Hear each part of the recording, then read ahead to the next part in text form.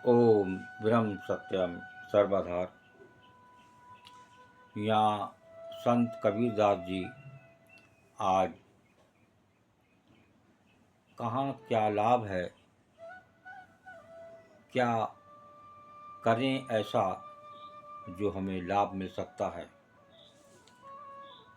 तो आज इस पढ़ने के बारे में बता रहे हैं। लोगों का सारा दारो मदार उस पढ़ाई पर है, सारा समय पढ़ाई पर, फिर नौकरी पर।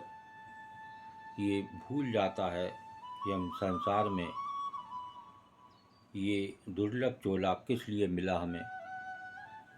उस प्रभु का नाम सिमरन के लिए मिला, जिससे हम भव से पार हो सकें। लेकिन यहाँ हम अपना कुछ जीवन सोने में, कुछ पढ़ाई में, कुछ नौकरी में, फिर उस बाकी बचा शादी में, बच्चों में ही अपना जीवन व्यतीत कर देते हैं। और जिस प्रभु के लिए उस 84 लाख योनियों में से एक दुर्लभ योनि दी गई, वो सिर्फ उस आत्म तत्व को, उस आत्मा को, उस परमात्मा को जानने के लिए दी गई, जो कि हम इससे दूर होते चले जाते हैं। तो यहाँ देखिए संत कबीरदास जी क्या कह रहे हैं। कबीर पढ़ना दूर कर, अति पढ़ना संसार। पीर न उपजै जीव की, पीर न उपजै जीव की, क्यों पावै करतार कबीरा, क्यों पावै करतार।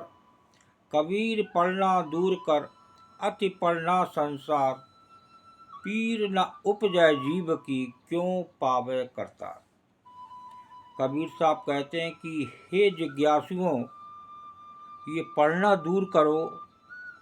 ये बहुत अधिक पढ़ना तो सामान्य सांसारिक लोगों के लिए है। बहुत ज़्यादा पढ़ना यहाँ संसारियों के लिए बता रहे हैं, संसारी।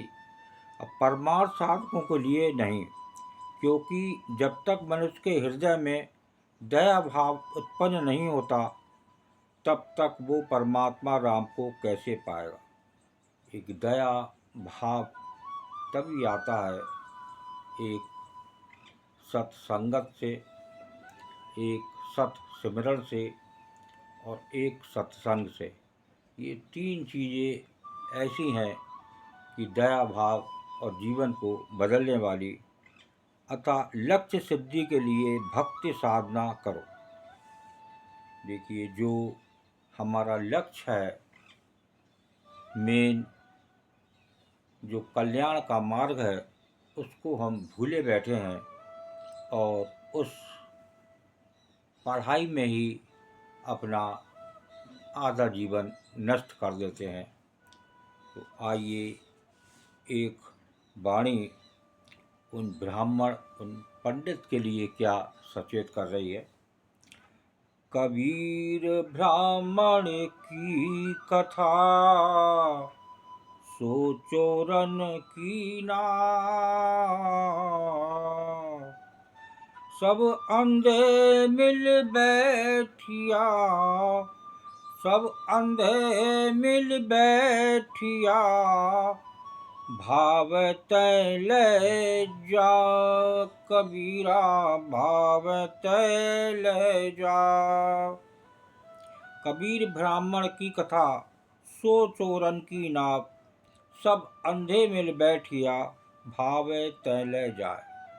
कबीर साहब कहते हैं, ब्राह्मण की कथा चोरों के नाव के समान है। देखिए, साफ साफ उन ब्राह्मण, उन पंडित के लिए चेतावनी दे डाली। ये सुनने में तो बुरा लगता है, लेकिन संत कबीरदास जी जो भी कहते हैं वो वाणी बिल्कुल साफ होती है, चाहे वो किसी को बुरा लगे, लेकिन ये वाणी अगर समझ में आ जाए तो ये संसार से और ये आवागमन से बिल्कुल मुक्ति मिल जाती है, जो बार बार योनियों में भटकना पड़ता है। आगे बता रहे हैं, जिस पर सब अज्ञानी लोग मिलकर बैठे हैं, वो उसे जहाँ मन चाहे तहाँ ले जाए, भला ऐसी नाव भव सागर से पार कैसे लग सकती है। जहाँ पर सब संसारी अज्ञानी बैठे हों, तो भला उन उस लक्ष्य तक, जो कल्याण का मार्ग है, वो कैसे हमें प्राप्त होगा। तो ये एक संत की वाणी है, सुनने में ज़रा अटपटी लगती है, लेकिन बिल्कुल साफ और क्लियर वाणी संत कबीरदास जी की। उसको मन से श्रवण करें और उस पर एक अमल करें, तभी इन वाणियों का लाभ होता है। ओम ब्रह्म सत्यम सर्वदा। दास की कबीर वाणी अच्छी लगी हो तो ज़रूर शेयर करें, ताकि और भी लोग इसका आनंद ले सकें। ओम ब्रह्म सत्यम सर्वदा।